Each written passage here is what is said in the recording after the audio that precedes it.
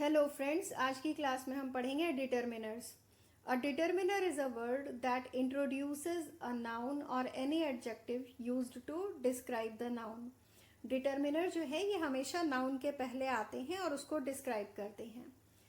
4 types के determiners होते हैं। कई बुक्स में 6 टाइप्स के भी लिखते हैं, लेकिन हम यहाँ 4 टाइप्स में ही सबको पढ़ेंगे। फर्स्ट जो है ये आर्टिकल होता है। आर्टिकल भी 2 टाइप्स के होते हैं। एक तो होता है डेफिनेट और दूसरा होता है इनडेफिनेट।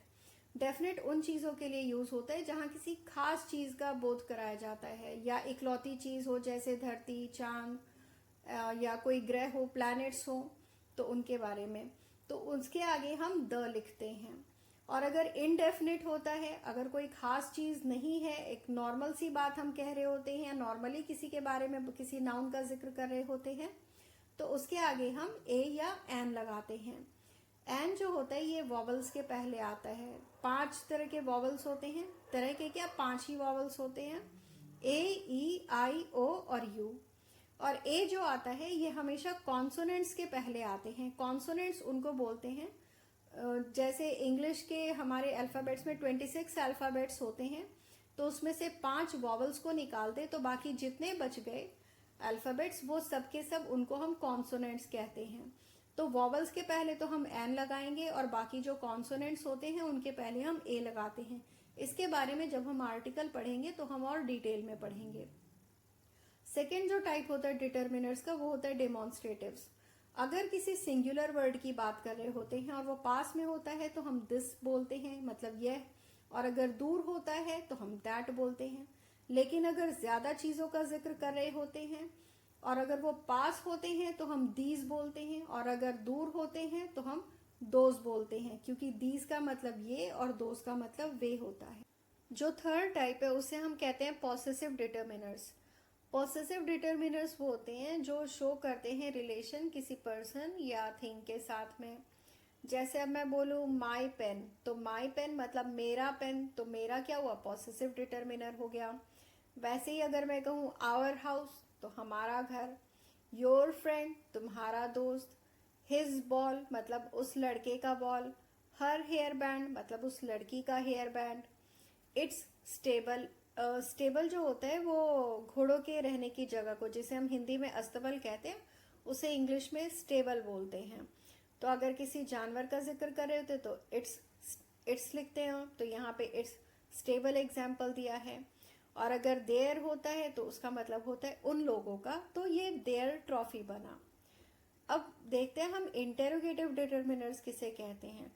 अगर देखा जाए तो ये भी एक पॉसेसिव डिटर्मिनर्स के ही टाइप होते हैं, क्योंकि इसमें भी रिलेशन ही पूछा जाता है उस चीज के साथ, नाउन के साथ। लेकिन ये इंटेरोगेटिव डिटर्मिनर्स है, इसका मतलब इसमें क्वेश्चंस पूछा जाता है।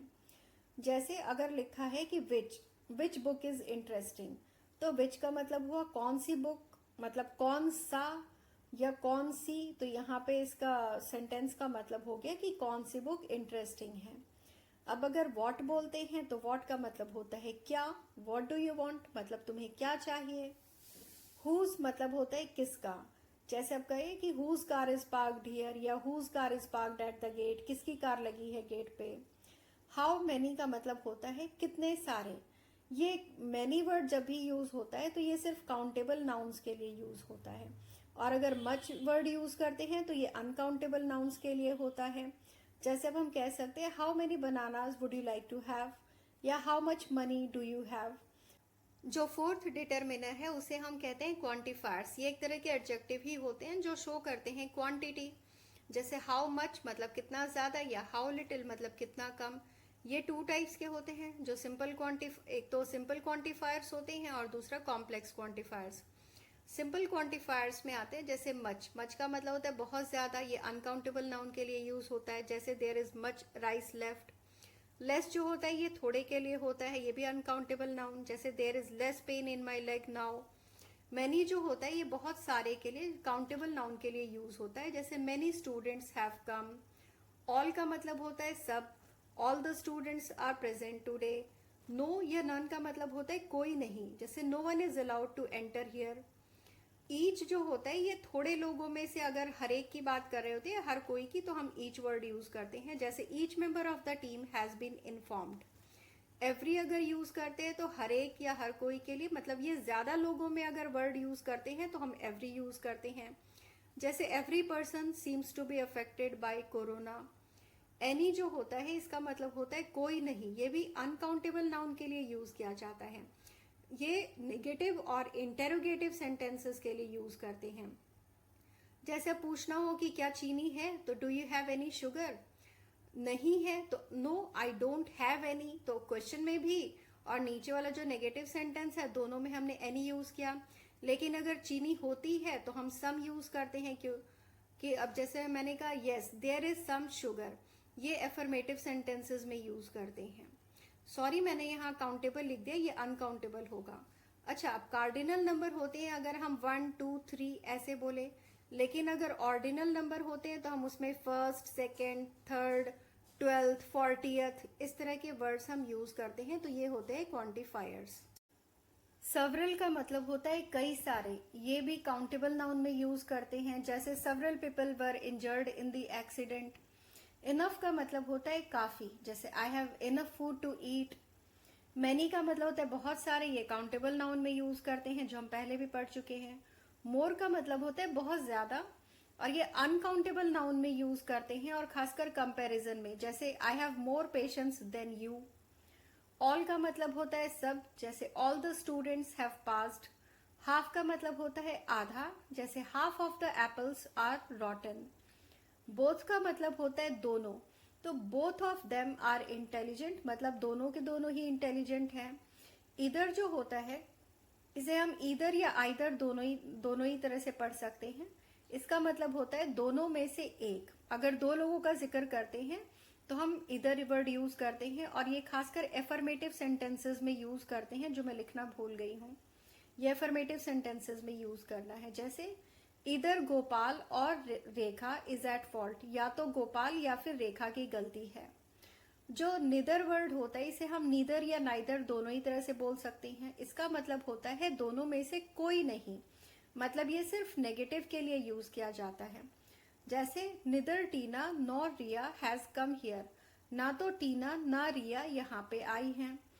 अब इधर और निदर में खास बात ये ध्यान देने की है कि इनके बाद में हमेशा सिंगुलर वर्ब ही यूज होता है।